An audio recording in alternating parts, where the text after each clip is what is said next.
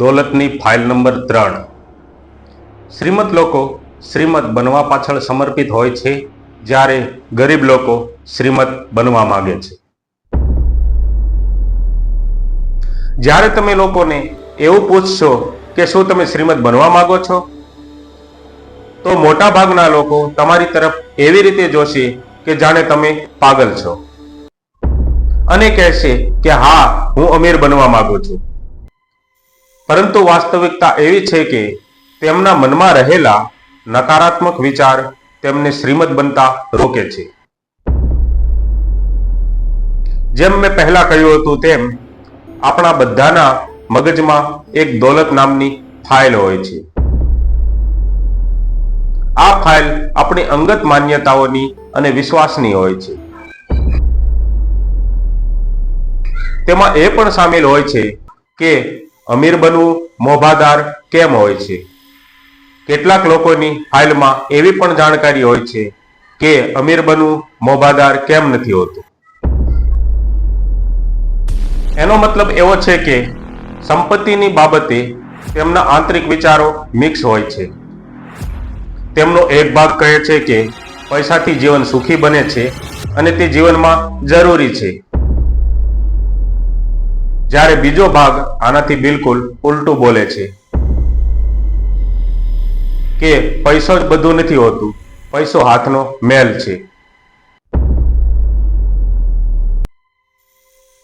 આ બે બાજુના વિચાર આમ તો સામાન્ય લાગે છે, પરંતુ સાચી વાત તો એ છે કે આના કારણે જ મોટા ભાગના લોકો અમીર નથી બની શકતા।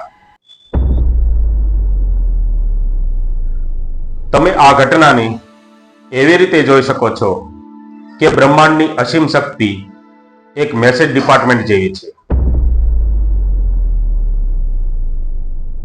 તે અદ્રશ્ય શક્તિ તમારી પાસે સતત તમારા વિચાર પ્રમાણે ઘણી બધી તકોને, ઘણી બધી વસ્તુઓને અને ઘણા બધા લોકોને તમારા તરફ મોકલતી રહે છે,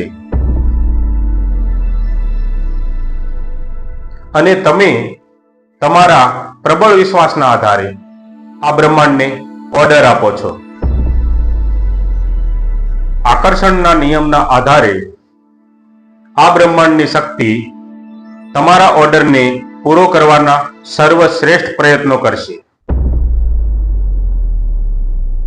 પરંતુ જો તમારા ઓર્ડરમાં મિક્સ સંદેશાઓ હશે તો અસીમ શક્તિને સમજમાં નહીં આવે કે તમે શું ઈચ્છો છો। બ્રહ્માંડની શક્તિ પહેલી મિનિટે સાંભળે છે કે તમે શ્રીમંત થવાની ઈચ્છા રાખો છો, એટલે તે તમારા માટે સંપત્તિ કમાવાની અઢળક તકો મોકલવા માંડે છે। પરંતુ તે જ સમયે પૈસાને શું કરવા છે, પૈસો હાથનો મેલ છે, આવો અવાજ સાંભળીને રોકાઈ જશે અને તરત જ બ્રહ્માંડની શક્તિ તેવી વ્યવસ્થા કરવામાં લાગી જાય છે જેથી કરીને તમારી પાસે પૈસો ના ટકે। પરંતુ ફરી પાછું તમે વિચારો છો કે વધારે પૈસા હોવાથી જિંદગી ઘણી આનંદમાં પસાર થશે, તો બ્રહ્માંડની શક્તિ ફરીવાર તમારી તરફ પૈસો કમાવાની તકો મોકલતી થશે। બીજા દિવસે ફરી તમે નિરાશ થઈને બેસશો અને વિચારશો કે પૈસો એટલો મહત્વનો તો નથી જ કે જેટલો હું માનું છું।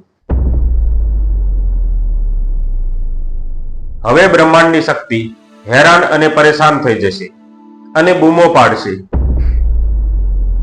કે પહેલા તું નિર્ણય કરી લે, તું જે ઈચ્છે છે તે હું તને જરૂર આપીશ।